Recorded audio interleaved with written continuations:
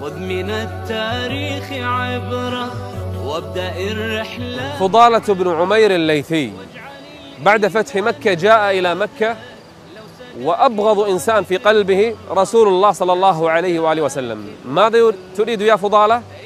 يريد أن يقتل النبي صلى الله عليه وسلم، يريد قتل الرسول من شدة بغضه له. يقول: فطفت بالبيت أراقب النبي صلى الله عليه وآله وسلم حتى وصلت إليه. يقول: فنظر النبي إليه فقال لي: ما الذي تضمره في صدرك يا فضالة؟ فقلت: لا شيء، ما في قلبي شيء. كذبت، وفي قلبه أن يقتل النبي عليه الصلاة والسلام. قلت: لا شيء. يقول: فضحك النبي عليه الصلاة والسلام. شوف الضحك في هذا الموقف ماذا فعل بالرجل. يقول: فوضع يده على صدري، إيده على صدره، ضحك، لمس، كلام طيب.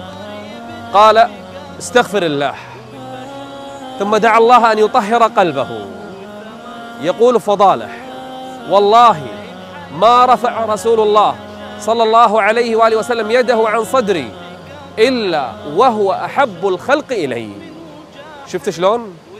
كان أبغض الخلق لديه، فجأة صار أحب الخلق إليه. ضحكة جميلة، لمسة حانية، دعاء واستغفار له، ثم صار أحب الخلق إليه.